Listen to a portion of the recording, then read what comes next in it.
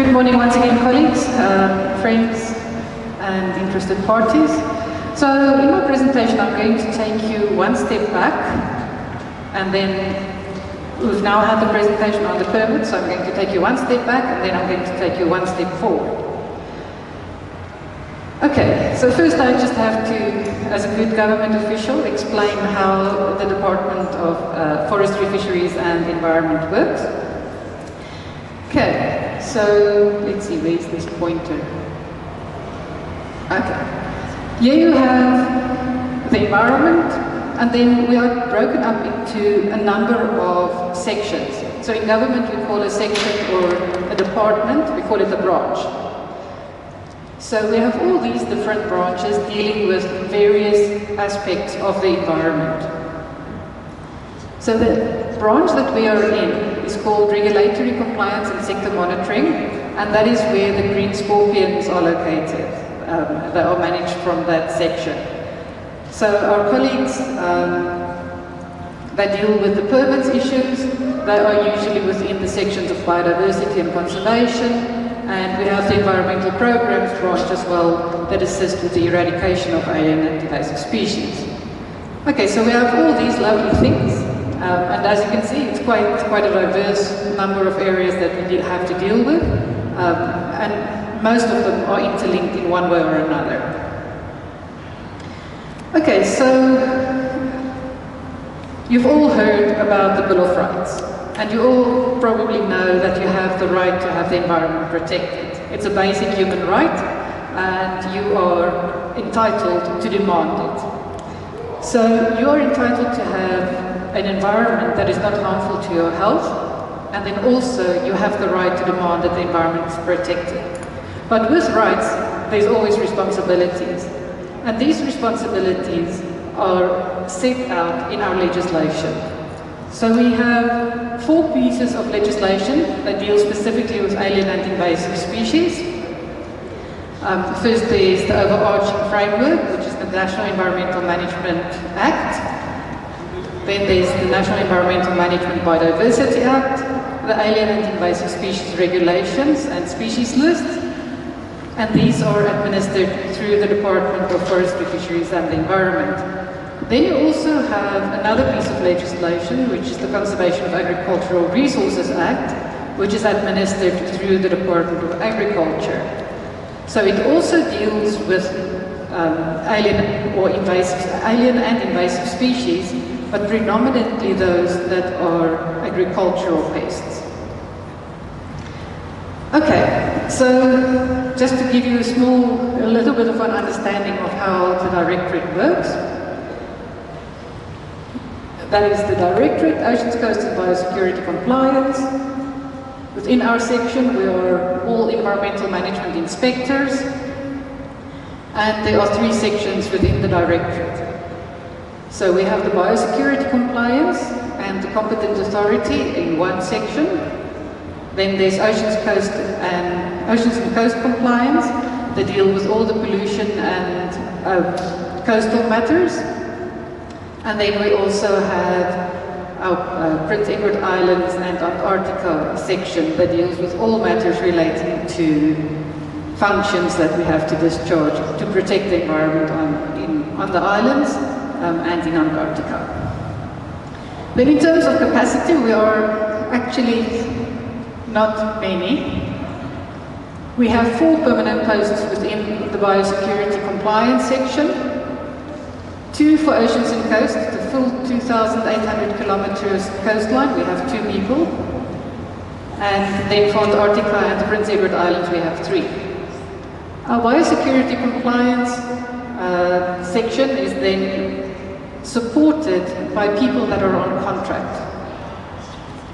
And this is the numbers. So we have 1 in Free State, where there's a number in brackets. It means that the post exists, but it's vacant. So in Gauteng, we are supposed to have 2 people, we have none. Limpopo, we have 1, we should have another 1. In Mpumalanga, we have 2. Northwest, we have 1. And then on the coastal provinces, it's slightly better, except for Northern Cape, where we have none. So in terms of this, we need your assistance. Because as you can see, one person or maybe two people covering a province is obviously not going to get everywhere. So without your assistance, we are really at a disadvantage. Okay, so why are invasive plants a problem? I know Mpos has touched on it briefly, and Kay has also indicated. But the first concern really, and as was rightly stated, we are a water-scarce country. We have a problem with water. You have plants such as the water hyacinth that clogs up water systems, reduce water quality, and many alien or invasive plants use double the amount of water, or can use up to double the amount of water when they are found in a riparian zone as to what they would have used when they were on a dry land, so not next to a river. We have significant changes to our soils that are caused by alien invasives. And here we think not only of plants, but also of animals. Once again, this is just an example. Oops.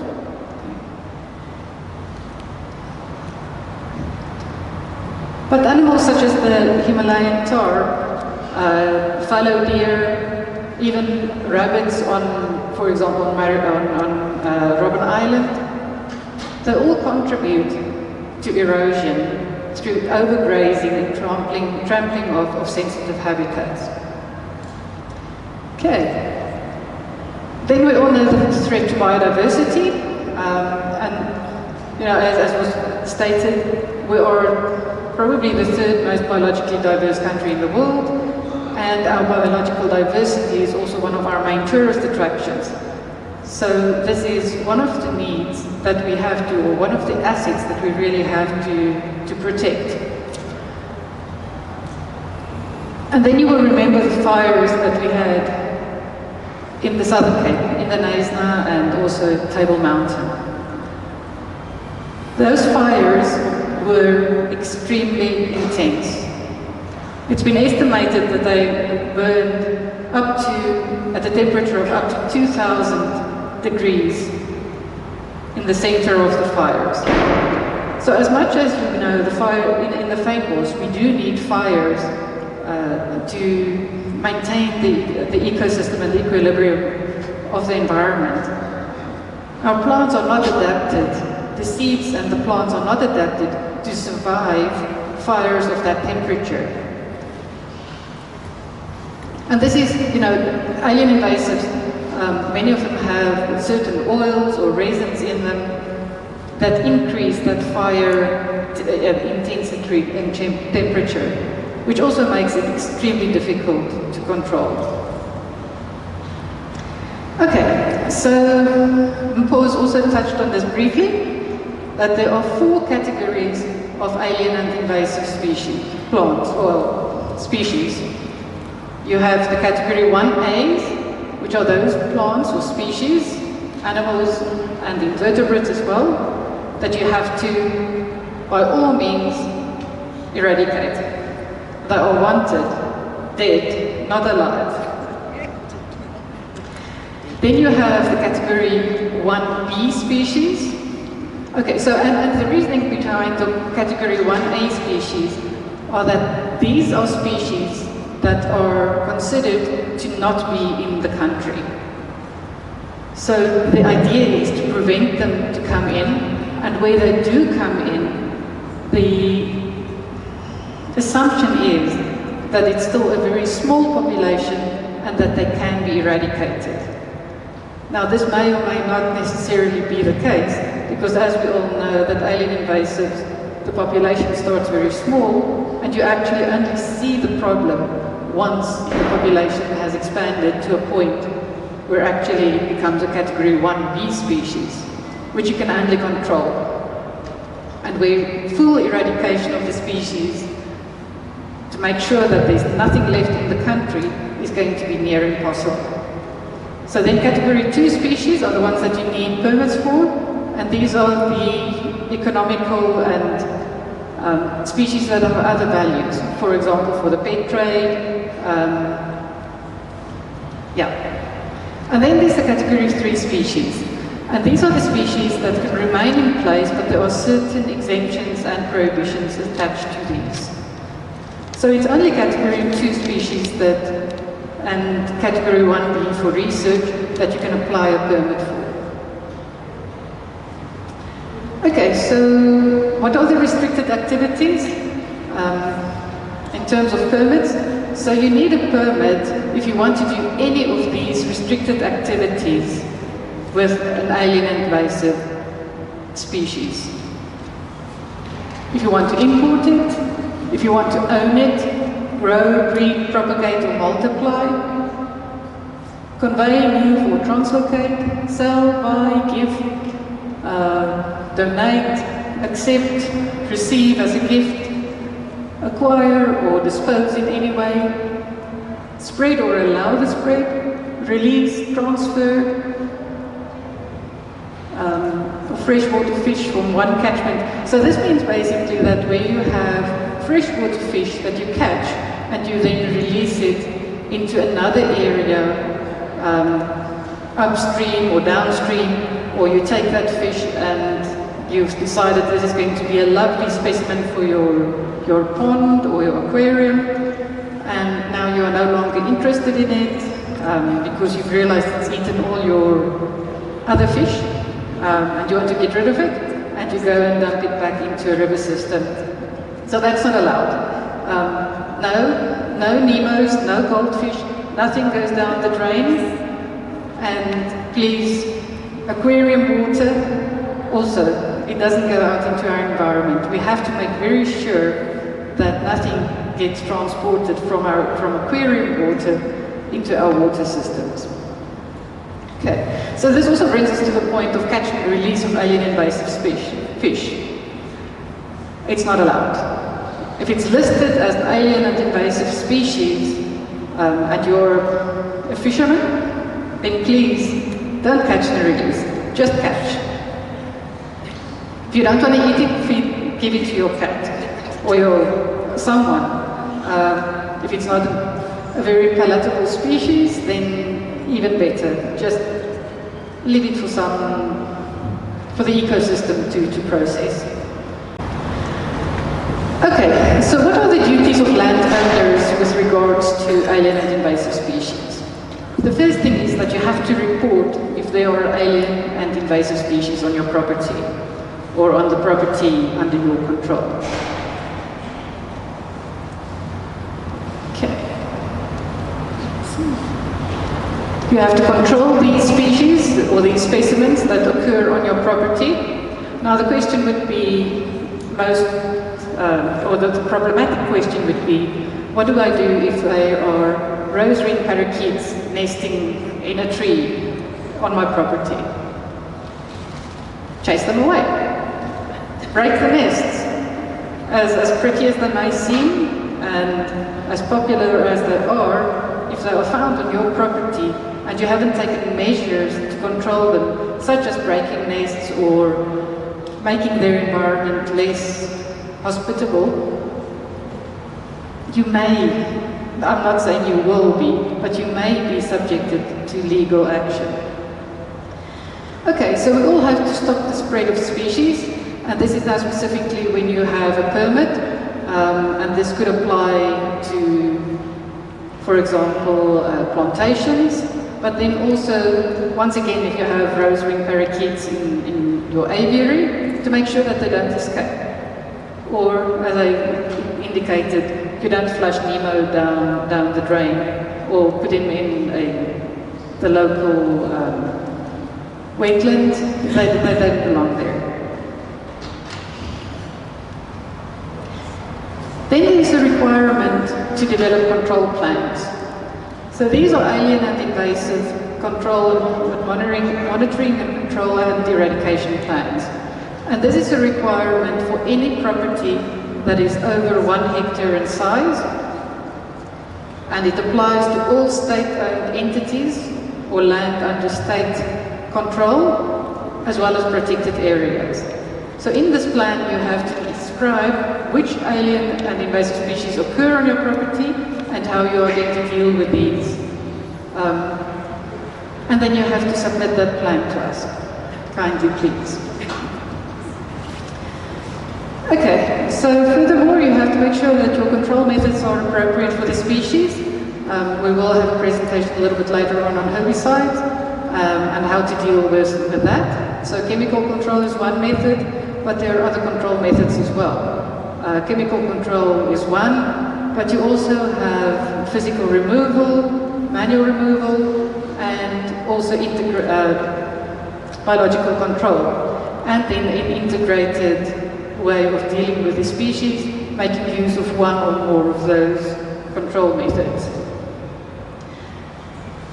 Okay, so now you've had one of our inspectors at your property. Maybe you didn't know it, but now you know, because since they've been there and they've shown you that you have alien and invasive species on your property. And they have asked you nicely to apply for a permit, and they come back and you still haven't applied for a permit. We are in a position to issue you with a directive. The directive will then be that you have to apply for a permit and to start controlling the alien invasive species on your premises.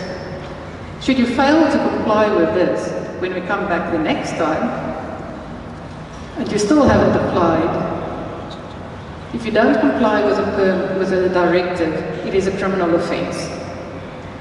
And that is then when my colleagues that deal with biodiversity enforcement will take over, and they will lead you by the hand to court. Okay. So in terms of the penalties that could be imposed, there are quite steep penalties in our environmental legislation. It can go up to 5 million or 5 years imprisonment, or 10 million and 10 years, or both. But when it comes to alien invasive species, if you have caused environmental damage by not taking care of the species that you have under your control, and it can be proved that you are the cause, that you did not pick up all the jacaranda seeds, and downstream in the wetland there are now only jacaranda trees, you can be fined the amount that it would cost to rehabilitate that wetland. So it's quite serious. It may very well exceed 10 million. Okay, but then there's good news that if you are removing alien and invasive species from your property, and it's going to be used for biomass, then you don't need a permit. So that's one exemption that there is. And also dead specimens do not require a permit. So once your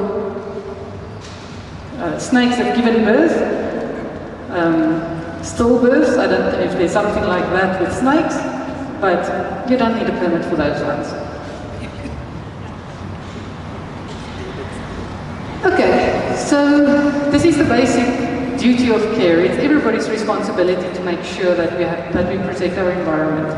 As I've indicated, it's our right, but it's also our responsibility. And it's each and every one of us. As much as government would like to do everything, we just can't. Those application fees that we receive for the permits do not even come to the department. It goes back into the national fiscus, and we could try and apply to get some back from Treasury, but yeah, then Treasury will look on their list who else has asked for money, and maybe it will go to the Department of Education or Health or somewhere else, because environment is only so important in the bigger scheme of things, according to their arguments.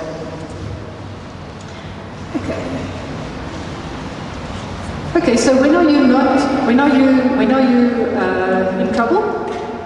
You'll be in trouble when you are not in possession of a permit, when you have alien invasives on your property, or as a pet, or you want to make a business out of it and sell wood from invasive species.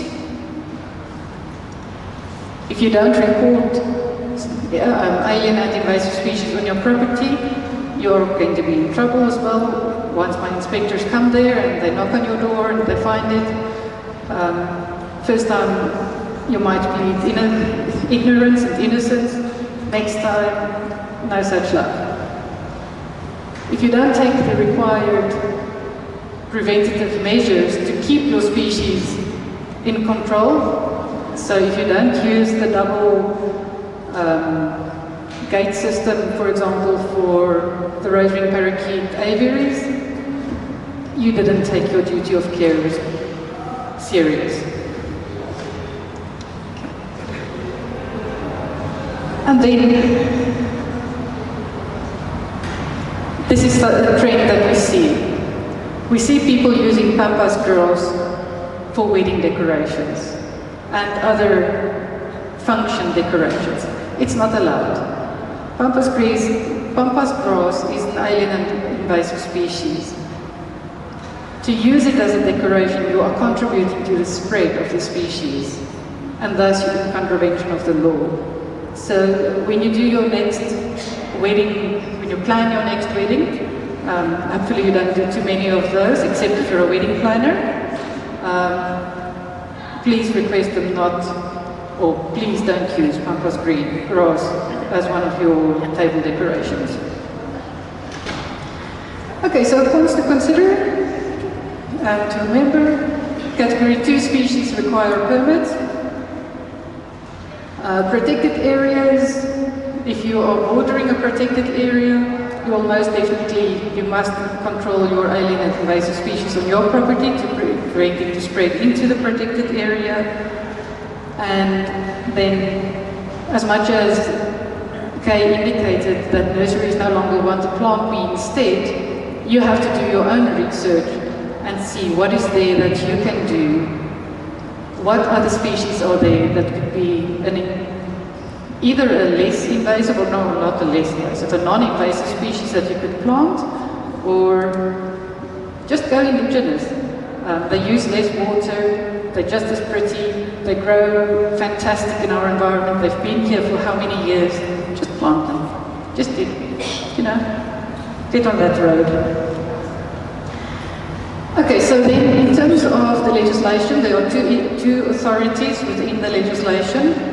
The one is the issuing authority, and that was the permits presentation that we had from before, just previously, and then the competent authority. So the competent authority is there to ensure that there's compliance to the legislation, and that is within my directorate.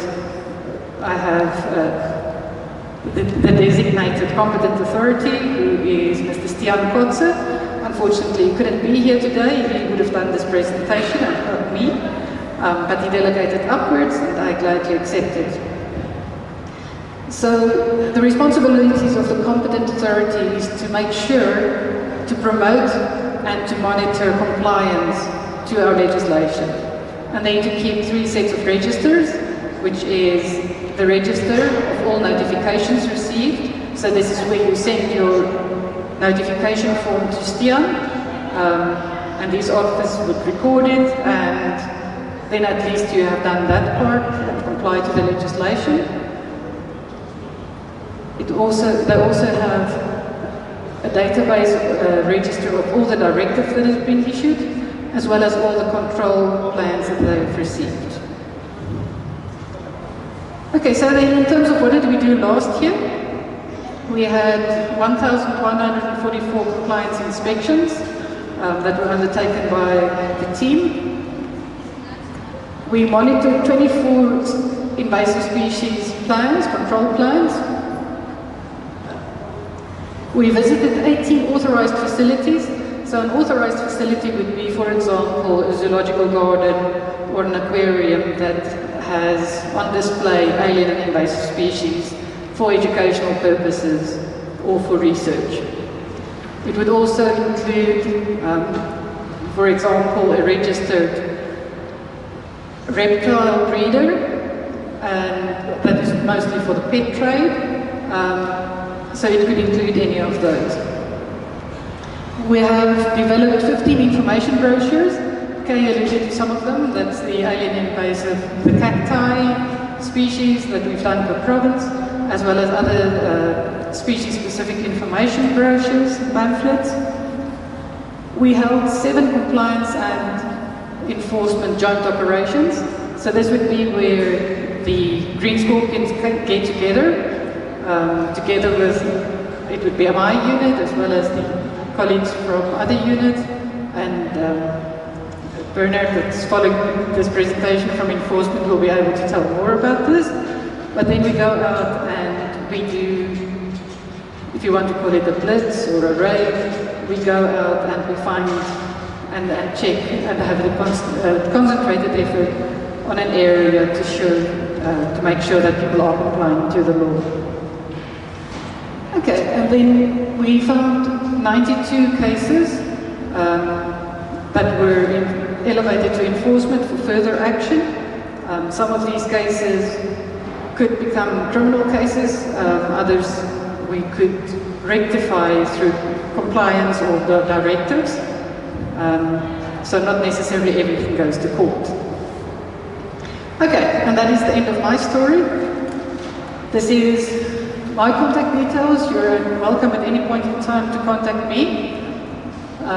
This is Mr. Kotze, Stian Kotze, who is the Control Biodiversity Officer of the competent authority, and that is his contact details. You are most welcome to contact him at any point in time. He answers phones up to 8 at night and after 8 in the morning, but between 8 and 8 during the day you are most welcome to give him a call, send him an email. He might respond to the email in the middle of the night. He does that sometimes as well. But please, his door is open to assist and guide and lead you as well through your way in complying with the legislation. Thank you very much. Thank you so much, Carina. Right, now we have an opportunity to answer any questions with regards to compliance. It's quite a complicated process. Right at the back, let's start there. Please just remember, hold the mic as close as possible to your mouth when speaking into it. Thank you. My name is Queen Mobo. I'm from Lingao, Marau. My question is with regards to the pampas grass.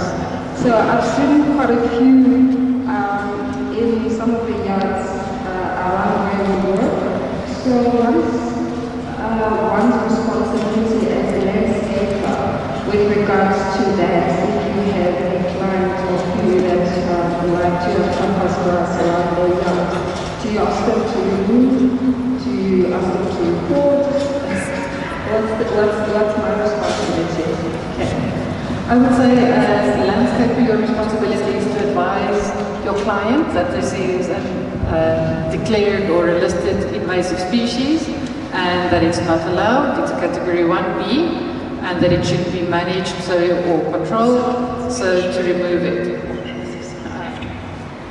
Furthermore, you could report it. We have, over here, we have the Environmental Crimes Hotline, as well as an email address. The Environmental Crimes Hotline number is 0800 008 0800 205 005, and the email address is envirocrimes@dffe.gov.za. You can report it there. This is a 24-hour hotline. It's an anonymous, well, it's your choice whether you want to leave an anonymous tip-off or give details. If you give your details, then you are also able to follow up on progress with regards to what has happened, and we are able to give you feedback. But of course, if it's anonymous, then you will never know. Nobody will know that it's you that gave that tip-off. So if you do see anybody with pampas grass, and you've advised them as a landscaper on their the duty of care, and they're still not taking it seriously, there's the number. Can I just add here that the South African Landscaping Institute members and the South African Nursery Association members have it written into their member contracts that they have to abide by the law, and all landscapers have to fully brief all clients as to the invasives on all of their properties in full. And that's part of your membership requirements for SARI or SANA. Thanks, Kate. We're just about to say that, gentleman in front. Yes, hi, Jonathan Harris. I'm here representing Friends of Kingston Close Park, which is here in Brixton. Just a couple of questions, Ray, earlier. What is the position with that? Is it what category is it? Okay, I'll have to check out, but I must do the species from the top of my head. Gravelly robust, I think it's 1A, it has to be removed. Yeah, if it's 1A, it has to be removed. If it's 1B, then obviously you have to control it. But remember that as well, not all species, you would have to confirm which species it is. It might be, okay, the genus is not necessarily listed, or under the genus there will be different species. So the one may be listed and the other one not. But usually if one is invasive, the other one will also be invasive, so please avoid it. Okay, thanks. And then just the environmental crimes hotline. Can you also use that for people who cut protected trees? You can use that for any environmental related crime, whether it be illegal dumping, pollution matters, chemicals and waste matters, really any environmental crime, whether it be removal of protected trees, invasions into state forests, really any environmental crime. As long as it's got to do with the environment, you can pull the lines and it will be directed to the right section to deal with. Okay, and then last question, or it's just a comment, with the pampas grass, I mean they sell it in the streets around here. You get guys standing in the street selling it, they often dye it different colours, so that is an issue. Obviously they're just trying to make some money, but yeah, it's a big problem. Yeah. Thank you. Thanks. Thank you very much. A question right from the back. Good morning. My name is Nolusi Sojada from the Department of Water and Sanitation. I think my interest is around plantation AIS permitting and compliance. I wanted to check in terms of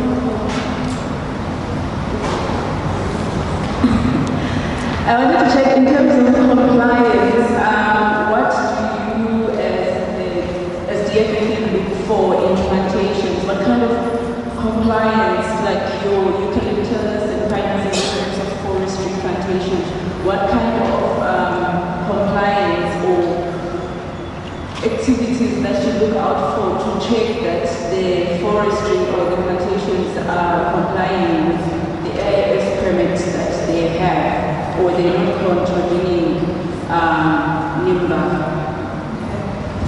So first and foremost, if it's an existing plantation, it would have to be registered as such. And then we look at what measures are put in place to prevent the spread of the species. But I would also like to ask my colleague Paul. Paul, if you can stand. Okay, so Paul is one of our inspectors and he deals with these matters on a regular basis. So I will ask him to address,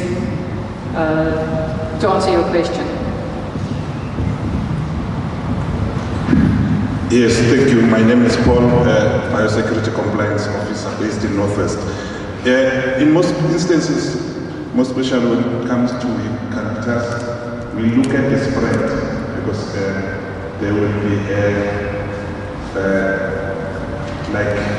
we don't want to spread to the neighboring farms, or if it goes maybe to riparian zone. So just spreading, that's what we look at in most instances.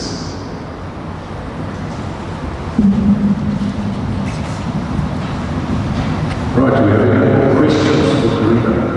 Lady in front. Anybody on this side? Get the mic with you in the meantime. Good morning, everyone. I'm Adelaide Chongwe from Johannesburg City Parks and Zoo. My question is with regards to the jacarandas. On NIMBA, it says that it's category 1B at riparian zones, and it is not listed in urban areas.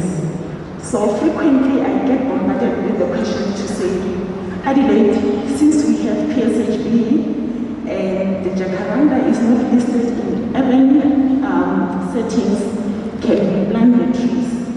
So it gets difficult for me to give them a proper response because the information that is there is a bit contradictory. So on my side, I would love to hear from the horse's mouth to say, yes, you can plant, or no, you can't plant, and also maybe make the information on the invasive side, on the side that is clearer to the layman. Because myself as an environmentalist, when I get confused, and the layman is going to be even worse. Thank you.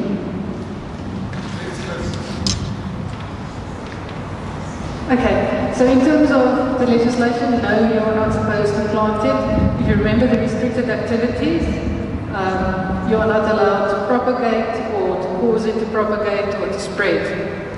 So, no, you shouldn't plant it. That being said, it's exempted in urban areas, so as long as it's in an urban area, it can stay there. I know it's very pretty, but so is Wolanthus speciosus, van Wyk soap, which is an indigenous tree. It also makes purple flowers. I advise people to rather look at the indigenous alternative. So the long and the short answer is, strictly speaking, you may have it on your property, but you're not allowed to plant it. And if it's in a river area, it has to come out. So you would really want to suggest a different alternative, and if the existing tree has died, then it shouldn't be replaced with another jacaranda. I think that's the message that should go out.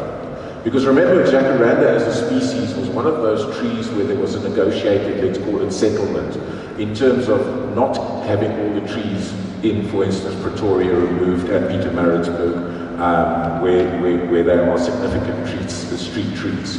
And so they've been given a lease in life, but that lease is not forever and ever. So I think we should look at just looking at alternative species for replanting. Okay, on follow-up on that, the problem is that on the invasive side, the invasive.org side, when it only says, it's not listed in urban areas, and it doesn't state further that it's completely restricted for planting. Because I think from the national side, sometimes it's important to filter down to the groundsman level, whereby it is clearly stated, because if not, then we get bombarded with these questions more frequently. But that's the reason why we're here today, to assist in answering questions exactly like yours.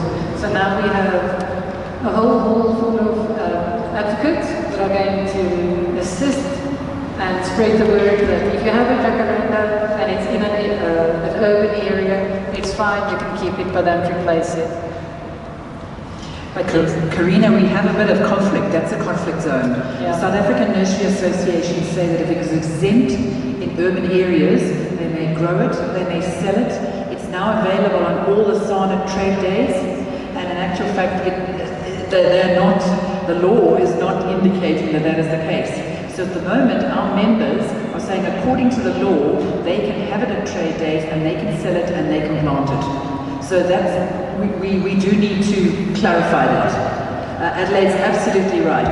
What you're saying is not what's happening, and it's not what we're advising members, according to the law. Yeah, but I live in a dream world where everything is perfect and everybody stops at the stop street. Get to your next question at the back, and then move forward. Good morning, my name is Bernadette Extier. Just on the note of jacarandas, I mean, our ideal world, it is heavy like that, but as a landscape architect, we regularly get requested to relocate jacaranda trees, now as part of street trees. Now my question is, if that's the case, should we not be advising the City of Tshwane officials, and I'll list the city because we all know that's the jacaranda city, that we should actually be coming to the Department of Environmental Affairs first to get a permit to relocate it, even though it's within the urban environment, or can we accept it? Because, you know, I think there's a fine line between all of that and having listened to you in terms of compliance today. I know it's a bit different to freshwater fish, but we're still relocating these jacarandas all over the city. Yeah, I think let's discuss that. As I indicated, that there is this conflict between urban areas and what the legislation say and what the ideal is. So I can't give you the definitive answer. It's a matter that we'll need to take on discussion. Okay, a question. Where are we next? In front. Where's right at the back, we have the mic, okay? Greetings, my name is Sunageli from Westcombe. My question is, after eradicating aliens, is it advisable for alien plants? Is it advisable to replace them with indigenous plants? Okay. Is it advisable to replace them with indigenous plants? If so, after how long do we give the soil some time to replenish itself, or no? Okay. When you remove invasive alien vegetation, the idea is that you should rehabilitate it as soon as possible. Any land that is left, any soil that is left bare is subject to erosion. So as soon as you have taken something out, put something else back in.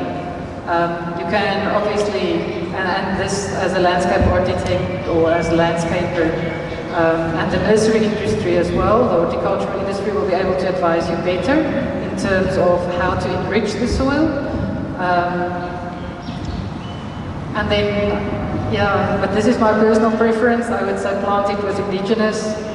There are so many wonderful species, but of course you are welcome to use anything that is non-invasive. Good morning, I'm Yaka Biahe. I've got two questions, one relating to water permits and AIS. You mentioned if we do have invasive species on a property and we are controlling them, we've got a plan in place, but for that plan we also need to transport that. If that transportation takes place on the same property, do we still require permitting for controlling and permitting for transporting, or is it only if it's removed from that property? As far as I know, that if it's on the same property and you have a possession permit, whether you have it on the east side or the west side of the property, it's still on the property and you are allowed to have that in your possession. So you wouldn't need a transport permit for that. Okay, and then also on this topic specifically, in the invasive species, it's specifically plant or tree species, is in an environmentally dangerous area to control it. So we can't actually enter that area to control that plant species. How do we manage the species in that specific region on the property? So the bigger region, we are implementing management measures, but on that, it's like a strip. We can't do anything.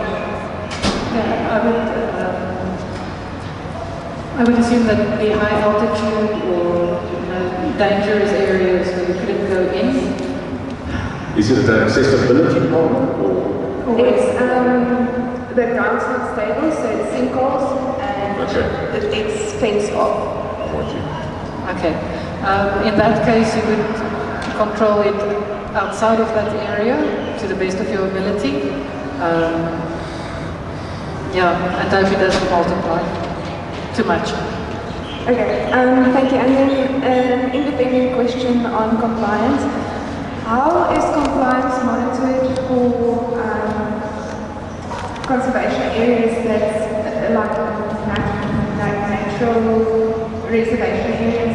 For instance, I know Replay has the Friends of Replay which control invasive species there, but Fruitcliff has had a big problem with invasive species this year specifically, and similar areas in Victoria region. How is that monitored within the department? Okay, so those areas have this alien or the invasive control plan. We do compliance inspections. We go through the control plan. We also visit the property and physically go and see what it is that they're busy with. And then, unfortunately, we know that eradicating alien invasive species is near impossible. So as long as they have a viable plan to deal with it, it's acceptable.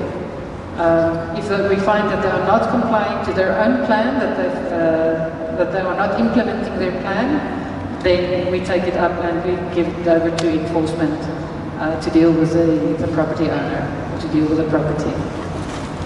Okay, thank you. Thank you very much. All right, one last question we have. No, there's more. Oh my goodness, okay. Hello, my name is Lieve Vosler. If I do a quotation for a private person, at which stage must I hand in my plan to you? If they approve the quotation and we're going on with the work, must I then do the permitting and tell you what there is and stuff? Okay, why would you want to allow listed invasives? No. If I have a plan to get rid of my control plan. Oh, okay, control plan. Yes, and I need to tell you that there's these species on this property. Do I do it after they have accepted my quotation, or do I do it anyway? I think you can do it in any case. Okay. Yeah. Last question in front.